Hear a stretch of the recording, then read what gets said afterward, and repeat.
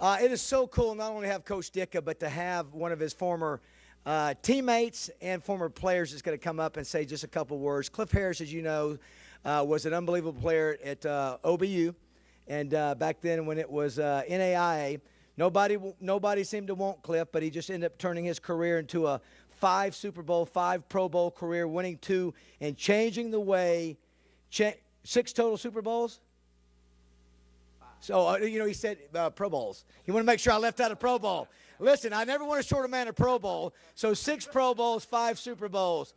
The great thing about Cliff Harris, the reason we have a Cliff Harris Award, because Cliff showed that small college players can compete at the highest level. Again, undrafted free agent. Roger Staubach has said it from this podium.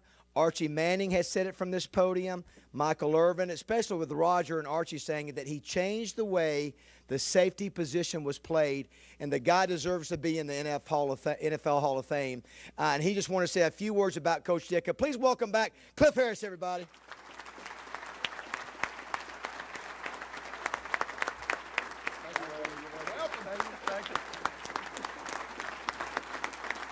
Thank you. Excellent. Thank you. Wow. I think Rex edged you out 1,000 words a second to about 999. I'm gonna try to slow the pace down a little bit here, Dave.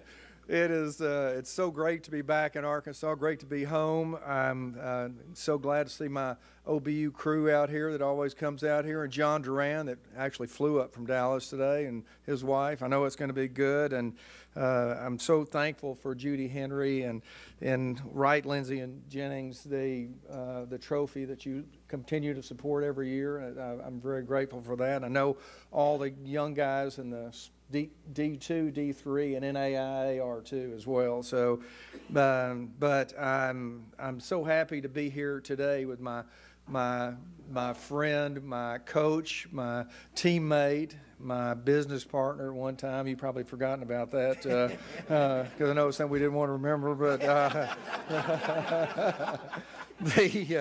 but it's going to be a really honor to hear from Mike Ditka today. I mean, he was a real, genuine NFLer and a winner. He was a guy that had heart. He was tough and smart. And if you look him up on Google, you'll see, I mean, this was a guy that maximized his life. He really has. When you think about all the things that he's done, from being a great player, Rookie of the Year. I don't want to dig into your stuff here, David, but I mean the Rookie of the Year, Coach of the Year, won a Super Bowl, played on a Super Bowl championship. He's a go-to guy, because I can remember when when we were in our dorm at Ouachita, they had one TV downstairs in the lounge, and black and white. We'd watch Mike with Coach Hallis and the Bears, and Mike Ditka was such a tough guy there, and Dick Butkus was on his team, and probably made you both great players. But he is a guy that he played for the Cowboys.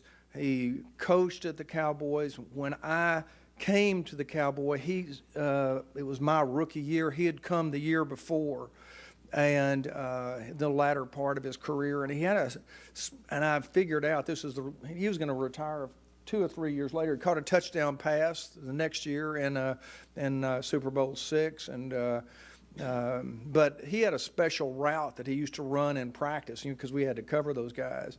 And whenever he would so he'd run the route. Whenever he'd get close to you get too close to him, he'd hit you with a forearm, knock you back, and then turn around and catch the ball. It was a pretty good technique. It worked. So I learned to keep my distance from him, I can tell you. We also, it was really a fun thing we did. We had a restaurant we started, and it was called the Handlebar Restaurant, and it was a great place. The only thing that we talked about, and Mike said this, or I told him about it earlier today, the money was going out the back faster than it was coming in the front. But we had a good time there, didn't we? We had a great time. Also, Mike diversified into ski slopes. So he bought this wonderful place in Wolf Creek, Colorado, and flew all our buddies, NFL buddies. Charlie Waters went, and Dave Edwards went, and Dan Reeves and Walt Garrison. A bunch of the guys went up, and it was Wolf Creek. Wolf Creek has more snow than any other part of Colorado, and it was at the very beginning of this this resort that they started up. So I grew up water skiing here in Arkansas, in Hot Springs. So I said, I know how to snow ski, and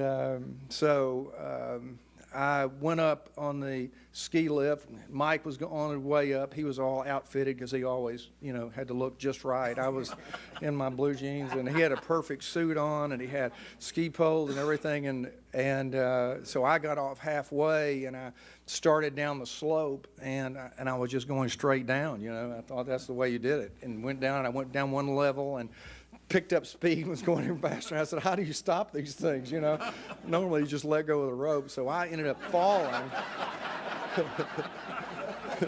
So I ended up falling about 150 yards and landed in some trees. But Mike Ditka went to the top of the mountain, and in his nice gear that he took, and he went up there and started skiing and falling and falling. I don't know if it was the first time he had been skiing either, but started falling, and finally got so mad, took his ski poles, broke them over his nose, and just skied down the mountain. He came into the, I'll not forget this ever. They came into the area where we, little bar area we came in, and it was, and he was covered in white, and I didn't say a thing, and I was just happy that he was there. So, but he was he was not only a tough player. I'm going to tell you one other story, and I don't know, you're going to have to confirm this whether it's true or not, Mike. But he had a car accident one night, and it hit the steering wheel. He hit his face on the steering wheel and knocked his front teeth out. And when he went to the dentist, he was mad. So he went to the dentist, and the dentist said, we're going to give you some anesthetic. And he said, I don't want any anesthetic. Pull him out. I don't know how true that is. So, but you have to think that of all the things he's done, he has really maximized. He's got Ditka's restaurant all over the United States, and he was a NFL Rookie of the Year, Super Bowl coach, a Super Bowl player, an assistant coach. He was my coach on specialty teams, and I tell you what, you did not want to nod off. Specialty teams is hard to coach because there's really not a lot you can say, but you didn't want to nod off, or you had to pay attention in his part that he did. But the only thing, I'm so glad to have you here. It's such a good friend. You're such an intense guy, and it's so good to know you, and I appreciate all the things that you've done.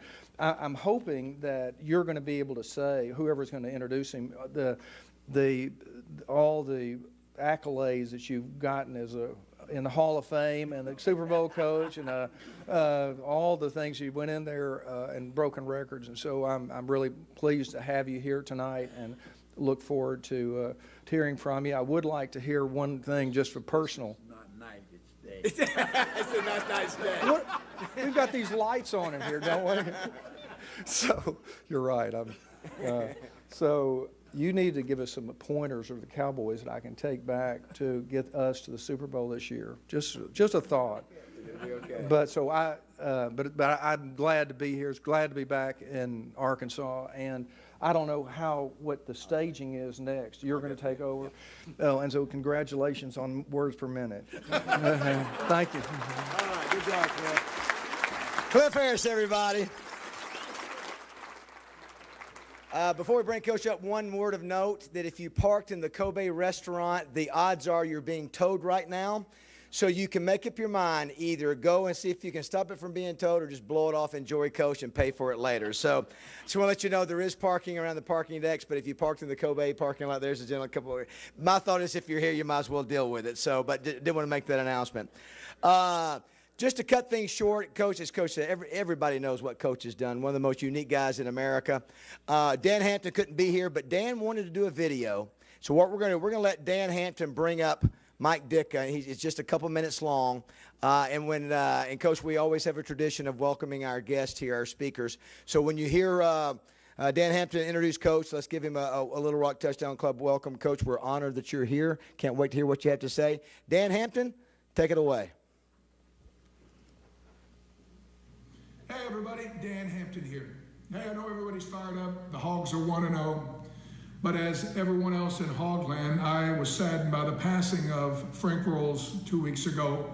Just a real quick note to say, everyone that ever played for the Razorbacks over the last 60 years owes a huge debt of gratitude to Coach Rolls for all the Razorback team and tradition means. He made it possible, and he was a great leader for many, many years. One other note, my high school coach, Bill Reed, passed away just last week. And there are no superlatives that are adequate to express my gratitude for him being my coach and hundreds of other players across the state of Arkansas. He was a man of integrity, character. He was a huge presence in my life. I love Bill Reed, and I thank him for all he's done for not only me, but all other high school football players over the last 50 years. Now, how about a few words about your guest speaker today? Don't say you don't know him, well, or that you don't recognize him, because you could go to China and show him a picture of Pete Carroll, guy who won the Super Bowl a couple of years, and they'd say, who's that? Why is he dyeing his hair? But you show him a picture of Ditka, and that Chinese guy's gonna go, the coach. Everybody knows him for a lot of reasons. The main one was he was a Hall of Fame player and coach. And the bottom line was he came in 1982, and over the 9 years that he was my coach, we called him Coach, among other things, but we went from the cellar to the penthouse because of his driving force. He's a force of nature. He's amazing.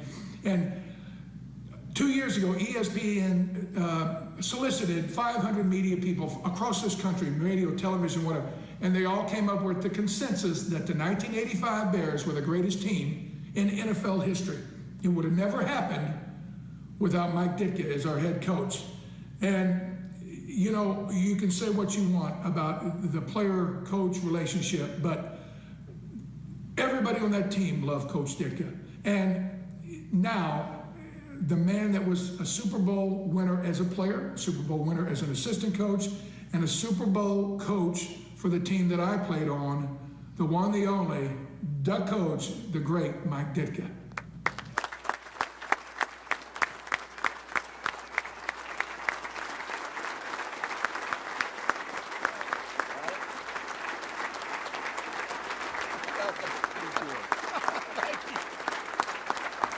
Thank you. Now, I'm going to have to start this off with one thing. A long time ago, someone once told me, if bullshit was cement, you could build a highway to heaven. Well, I'm telling you, there was some bullshit in that stuff that came out. I think, what am I going to say to these people? My wife's from Arkansas. Little Rock, yeah. Well, actually, I don't know why she wouldn't come today, but she's become a little old lady like me. I'm a little old man, but, Dan Hampton, he was such a great football player for us. Well, we had a team of great football players. That's how we were good. We had a team. You know, I don't. People look at, well, you had a great. No, you got to have a great team. We had a great quarterback. When we had Staubach. We had a great team. And Cliff will tell you, we had a great defense. Well, we had a great team, and we had the great coach, and all of it goes together. I think, you know, I'm thinking how lucky I am. I started out. I was a high school football player. I played for a tremendous, tremendous man. You wouldn't know who he was, Carl Ashman, tremendous. He took a little skinny kid who weighed 140 pounds when he was a sophomore in high school, and I grew a little bit the next year, and he turned him into a state championship player. I don't know. I got offers from all over the country, not because of me, because of him.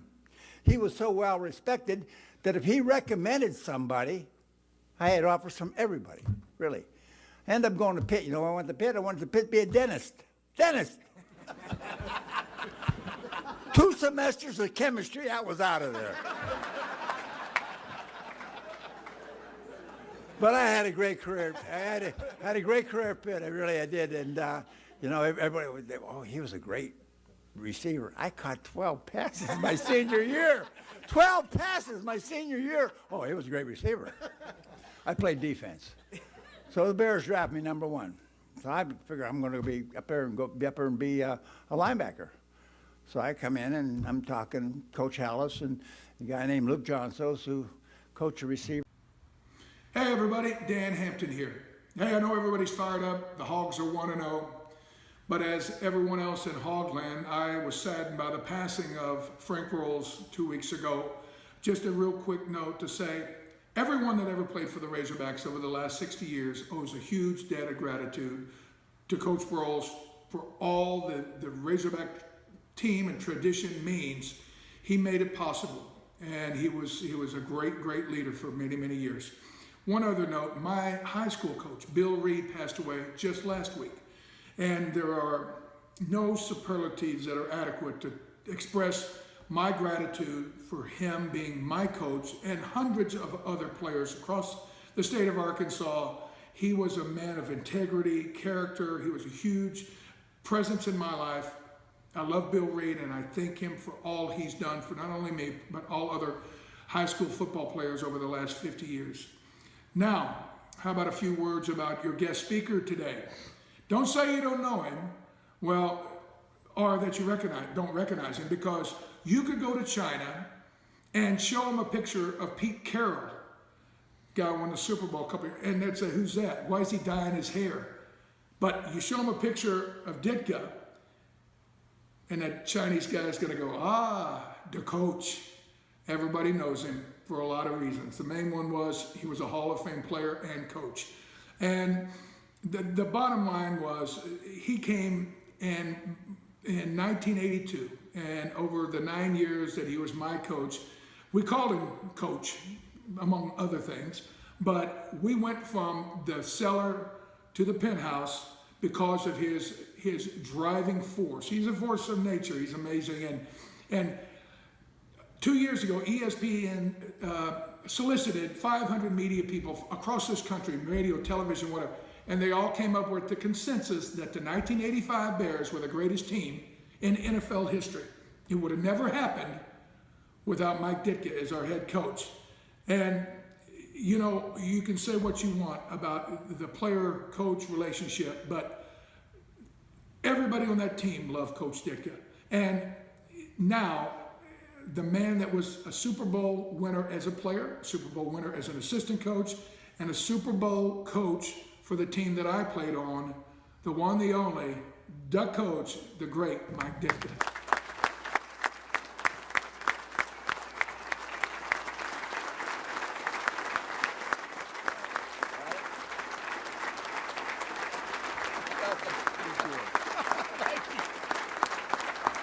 Thank you. No, I'm going to have to start this off with one thing. A long time ago, someone once told me, if bullshit was cement, you could build a highway to heaven. Well, I'm telling you, there was some shit in that stuff that came out. I'm thinking, what am I going to say to these people? My wife's from Arkansas. Little Rock, yeah. Well, actually, I don't know why she wouldn't come today, but she's become a little old lady like me. I'm a little old man, but Dan Hampton, he was such a great football player for us. But we had a team of great football players. That's how we were good. We had a team. People look at, well, you had a great no, you got to have a great team. We had a great quarterback when we had Staubach. We had a great team. And Cliff will tell you, we had a great defense. Well, we had a great team, and we had the great coach. And all of it goes together. I think, I'm thinking how lucky I am. I started out, I was a high school football player. I played for a tremendous, tremendous man. You wouldn't know who he was, Carl Ashman, tremendous. He took a little skinny kid who weighed 140 pounds when he was a sophomore in high school, and I grew a little bit the next year, and he turned him into a state championship player. I don't know. I got offers from all over the country, not because of me, because of him. He was so well respected that if he recommended somebody, I had offers from everybody, really. I ended up going to Pitt. I went to Pitt. I wanted to Pitt be a dentist. Dentist! 2 semesters of chemistry, I was out of there. But I had a great career. I had a great career at Pitt. I did. And, everybody would say, oh, he was a great receiver. I caught 12 passes my senior year. 12 passes my senior year. Oh, he was a great receiver. I played defense. So the Bears drafted me number 1. So I figured I'm going to be up there and be a linebacker. So I come in and I'm talking Coach Hallis and a guy named Luke Johnsos who coached the receivers. He said, we're going to make you a tight end. I said, what the hell's a tight end? Although I could have done pretty well at it back then because I was tight a lot of the time. But anyways, he designed his position, and then the next year John Mackey came in the league. So the tight end became, more and more they use it now. What they do now with football is hard to explain. I can't explain. I don't know how you can play a defense against the offenses they run. I'll be honest with you. You've got to have 7 defensive backs and, 1 lineman and 4 linebackers or something. Something crazy. But the game has changed. It's been amazing. I think back at all the things that have happened. I played 6 years in Chicago, which you may or may not known, and I played for a great man, George Hallis, who started the National Football League, really one of the founders. And he got tired of my act, so he shipped my ass off to Philadelphia. So I went to Philadelphia for 2 years, and if you know what it's like to be in heaven and then go to hell, go to Philadelphia.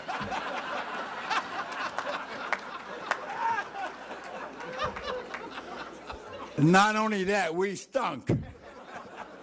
2-10. We were 2-10 one year, and we only played 12 games back then. So I was despondent, so I got out of Philadelphia. I drove all the way back to Illinois, where I still lived, and decided to retire from football. No more football. It's gone. I'm done. Finished.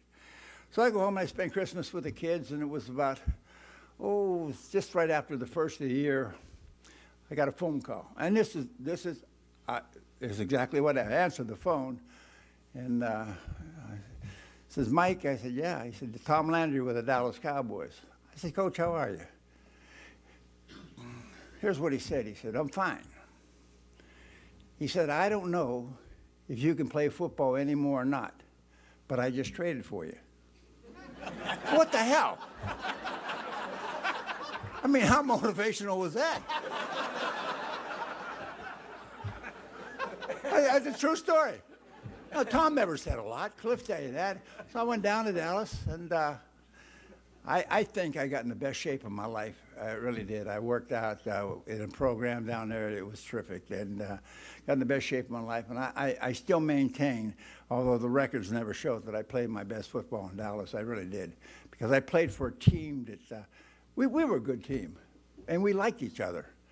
We used to defense and offense used to pound on each other during practice, but it made us better. I worked for probably the greatest man I've ever known, Tom Landry. So I had a great high school coach. I had good college coaches, but I had a phenomenal man with Hallis and a phenomenal man with Landry. So when you think about it, if I would have screwed that up, I really would have been a goofball. I didn't screw that up totally. Got the job with the Bears, and it was a lifetime ambition to go back and coach the Bears, and people probably wondered, wow, this goofball, he's a hothead, and he's this and that. Well, they were right. I was a lot of things, and mature was not one of the things I was at a certain point. So, but you take the good with the bad. So I came back, and we had a pretty good football team. For 1 year, we had a real good football team. And, things change, and you wonder why you can't keep it going. When you see teams like the Cowboys who had that run over a long period of time, or you see teams like the New England Patriots have that run over a long period, there's a reason for it. Stability in the front office, in the coaching, in the management. I mean, it all works out. And if you don't have that, somewhere along the way, you're going to screw it up. So, I could go on and talk to you about 100 things. I know it by heart, but I'm going to just open this up. And I read something a long time ago, and it said this: when you get what you want in your struggle for life, and the world makes you king for a day, go to the mirror and look at yourself. See what that person has to say. For it isn't your husband, your mother, father, or wife on whose judgment you must pass, but the one who counts most in your life is the one looking back from the glass. Now, some people may say you're a sweet-talking chum and call you a wonderful guy, but but you're only a bum. The one in the glass says you're only a bum if you can't look him straight in the eye. Said he's the person to please, never mind all the rest, for he's with you clear up to the end, and you passed your most dangerous, difficult test if the man in the glass is your friend. Now, what's that saying? Here's what it's saying. You better like the person you are for the person you are, for the way you communicate, deal with, and share your life with other people. And if you don't, you're going to be a miserable SOB, period. And a lot of people go through life with that and don't understand. Oh, it's my life. No, your life is shared by many, many other people, within your family, within your business, within your friendships. And that all becomes very, very important. I wish I would have known then what I know now, or felt then what I felt now. But you don't. And you can't change it. You can't change what has happened, and you can't worry about it. But you can change what will happen, and you can make it better for a lot of people. So I figure this is where I'm at in life now. Don't know how many years I got left. I've been here for a while. But if I can make a difference in life by the way I treat people, communicate with people, or deal with people, then I'm going to be a better person for it. And they're going to be a better person for it. If not, I don't know what, but it'll be something. I read something a long time or two ago about, I talked about 3 things I thought were very important for success in life. I think you have to have 3 things. You may or may not agree with me.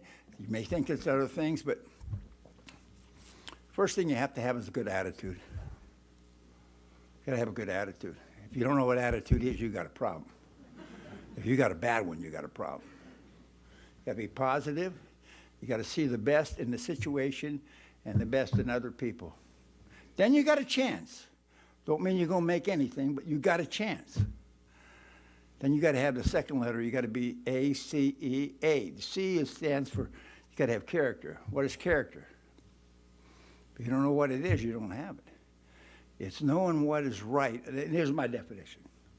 It's knowing what is right in the eyes of God and then doing what is right in the eyes of God. If you believe, I happen to believe. If you don't believe, then I can't tell you what you can do. But we all know right from wrong. We're 5 years old. When we do something wrong, we know we're going to get our ass whipped. That's it. I was anyways from my dad. That's just the way it was. So I think you got to have a great attitude. I think you got to be a person of character. You got to be a stand-up guy. Your word's got to be your bond. It can't just be your word. You got to live by what you preach in those things. I guess that's the way you say it.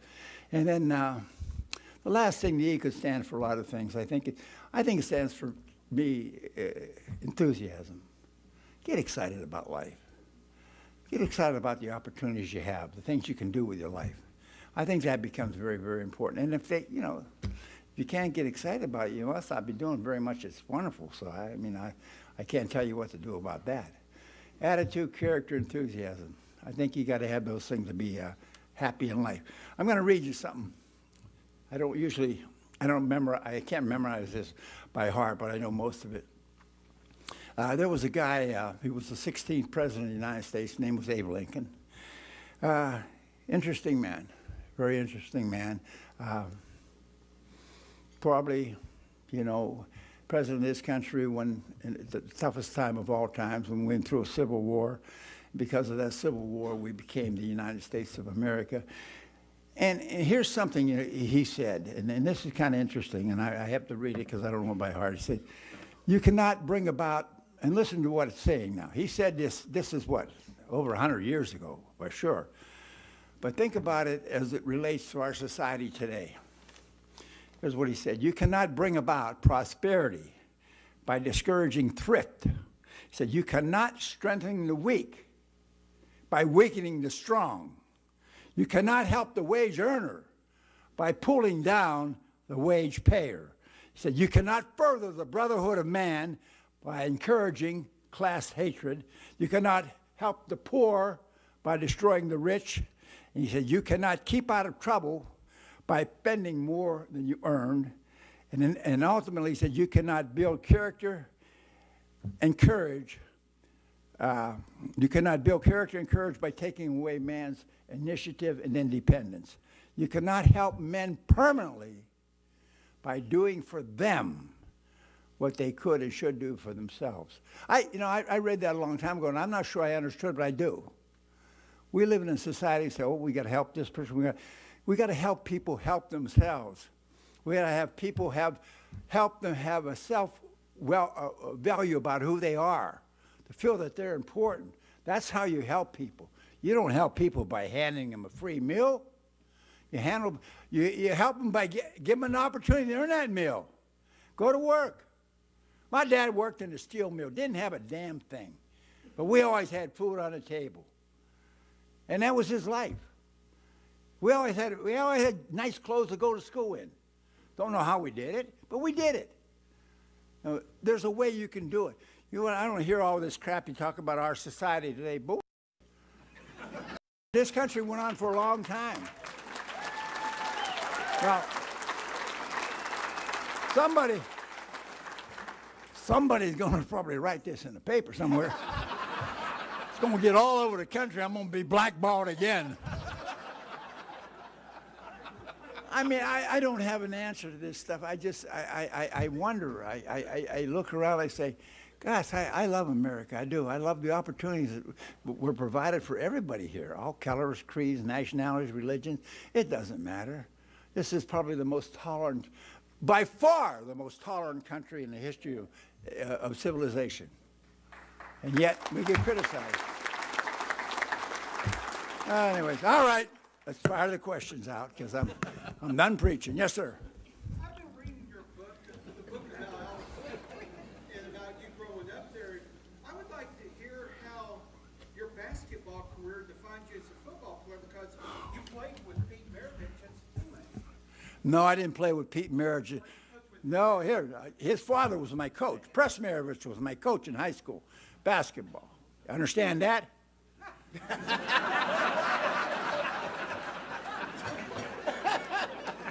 I went on to play football. Do you understand that? I tell people my claim to fame was when I was at Pitt, I played 3 sports, basketball, football, and baseball. Now, I'm going to tell you one story about basketball. I was about the 7th guy on the team my sophomore year at Pitt. We had 2 kids on the team from Kentucky, at Pitt. So you figure that out. How the hell you'll get out of Kentucky and go to Pitt if you're any good? But they came to Pitt, and they were pretty good. But both of them fouled out. I was about the 7th man, so I went in. My sophomore year at Pitt. And I covered this guy named Jerry West. And I covered him for 5 minutes. And he had 15 points. I had 5 fouls, and I was out of there.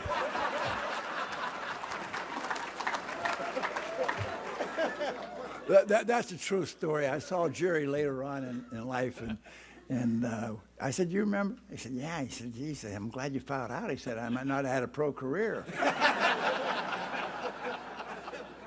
So it's been a hell of a run. I mean, I don't have the time to talk about my dad or the lessons I learned from my parents, from my high school coach. There's so much. I think it's so important for young people to have role models in their life, and not only role models, but people who really make them understand right from wrong. You can't do that, or you can do this. That's it. I had people in my life all the way along that taught me that. You can't. Now, I screwed it up at times, but I mean, for the most part, it worked out pretty good. So I think what I was talking about when I read the thing about the man in the mirror, I think I finally got to a point in life where I like myself more now than I ever did as a person. Why? Because it's not all about me. It's about everything. It's about everything we do. It's about grandkids. It's about friends. It's about neighbors. It's, guys that kick my ass at golf. I have to be nice to them. So here's what we're going to do. We're going to answer some questions because I sure don't know what the hell I'm talking about. Here you go, Coach. Cliff, I'm going to ask a question. We got 2 trophies. We got Cliff Harris and Dan Hampton. Talk about both those guys and the kind of players they were. Cliff Harris was nuts. If it moved, he struck it. You heard a snake. If it moved, he hit it. And I tell you what, I can remember in the meeting, as clear as day. We're sitting and we're talking, and we had to evaluate the team and everything, like every week, anyways, during camp and pre-camp and everything.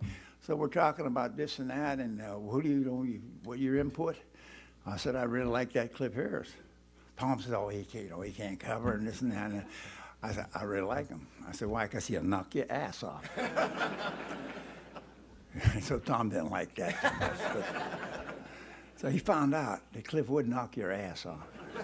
And he knocked a lot of them off in the NFL. He listen, I'm not I don't want to be, I never had a guy play for me in the secondary that hit like this guy hit. Now, I had Jeff Fisher was probably the closest I had. He tried anyway, but he hit like this guy hit. And him and Charlie, and we had a great secondary. Those were the safeties, but we have Mel and Cornell at the corners. We had good people. The Cowboys were one of the great things that ever happened to me, and it was Coach Landry. But meeting guys like this, and I was telling somebody.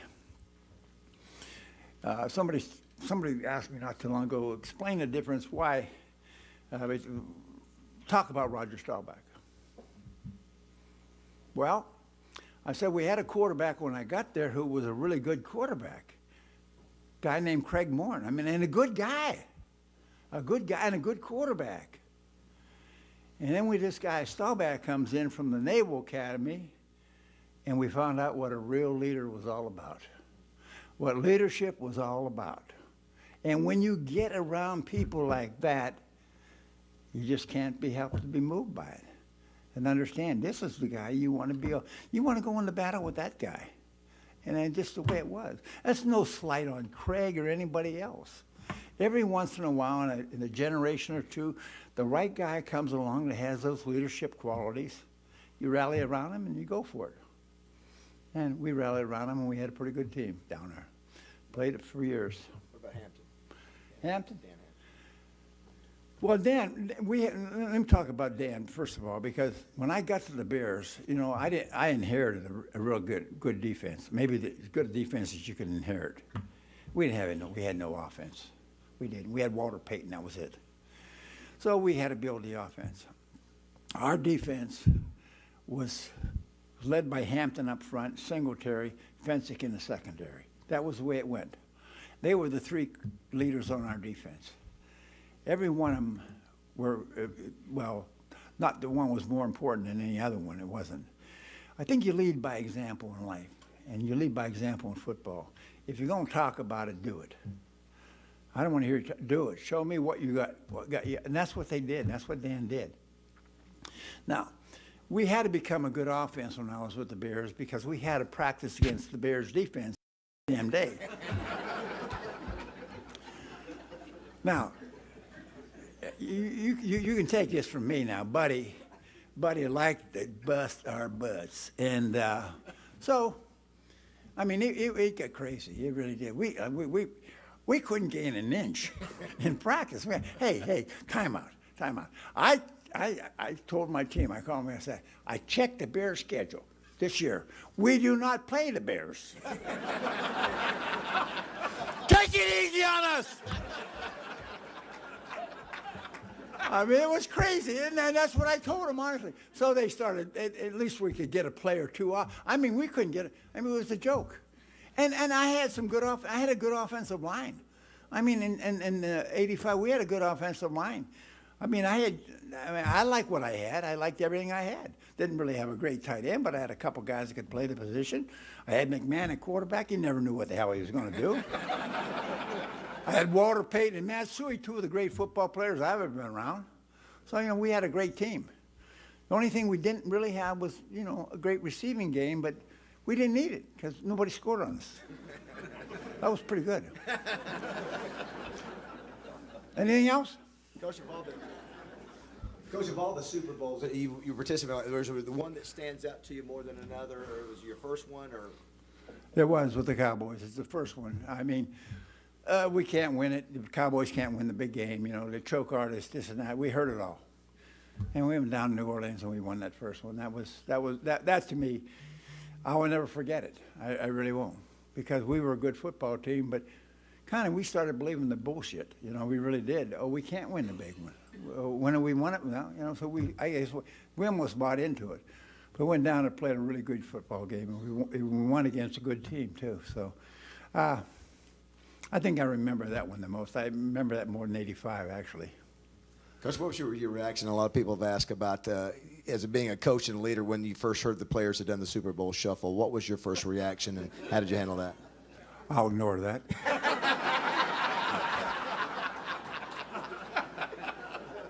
I just told somebody earlier today, I said, actually I was in the office and a couple guys come in. I think Singletary was one of them, and I remember who the other guy was. A couple of Otis, Singletary. Anyway, Otis, 3 or 4 guys came in and they said, Coach, we want to make a music video. And I said, fine. Well, we're going to make a music video. We want call it the Super Bowl. They didn't tell me it was going to be the Super Bowl. So I said, what are you going to do? Well, we're going to raise money for charity. I said, good. That sounds great. So I didn't think a thing about it. I never did. And then when I saw it, here's what bothered me. I thought everybody in the world was going to think we were very egotistical, and we weren't. But I found this out. In life, if you don't think you can, you never will. That's probably the best things they ever did. When they believed that they could do it, and they made that video, I didn't agree with it. They asked me to be in it, and I said, no way. But, so. What was it like to play with Gale Sayers? And in light of his current condition, can you comment about CTE? About who? Gale Sayers. What was it like? Well, you people, I mean, you don't remember. I played, when I came to the Bears, we had a pretty good running back named Willie Gallimore, too. He was killed in a car wreck in 1964 at training camp. Him and a guy named Bo Farrington, who was a wide receiver, both great athletes. They were killed coming back from being out one night down in training camp in Indiana. So in 65, we dropped this guy out of Kansas, the Kansas Comet, Gale Sayers. I tell you something, guys. I was there that rookie year. You've never seen like it in your life. Never. Nothing. I'm talking about run the ball, catch the ball, kickoff returns, punt return. It didn't matter. He did it all. He scored a touchdown every way you could score a touchdown, except interception. He couldn't intercept the ball because he was an offense. He was unbelievable. Then I was also in the game where he hurt his knee. And that changed a lot of things, although he was still awfully good after that, but you could tell the difference.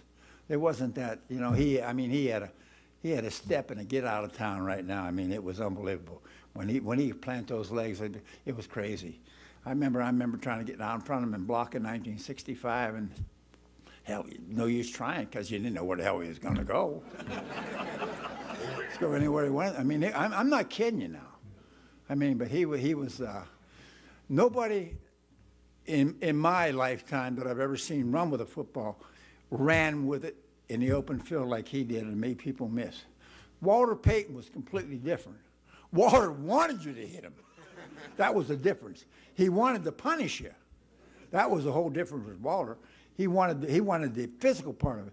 Yeah, it was just the guy that was elusive, and he was fantastic. That year is the same year we got Butkus, Mr. Butkus. Another thing, I never seen like that either. Now, we had a middle linebacker who was in the Hall of Fame, a guy named Bill George.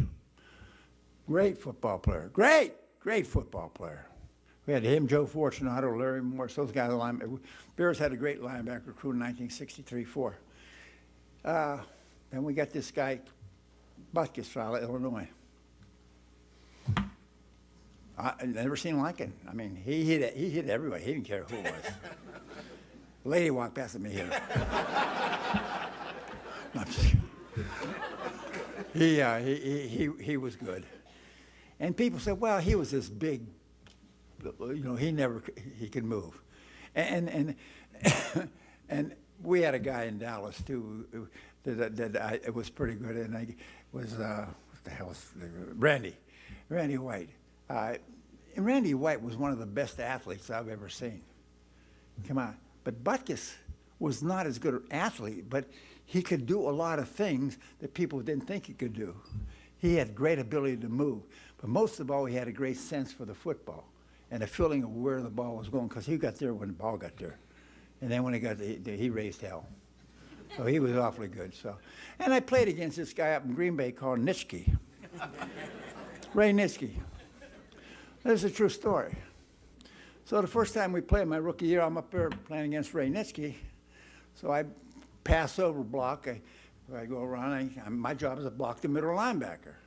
They're going to kick out, and I got to seal the middle. I come in. I come around him. I knocked the out of him. And he picked me up. I'm the guy.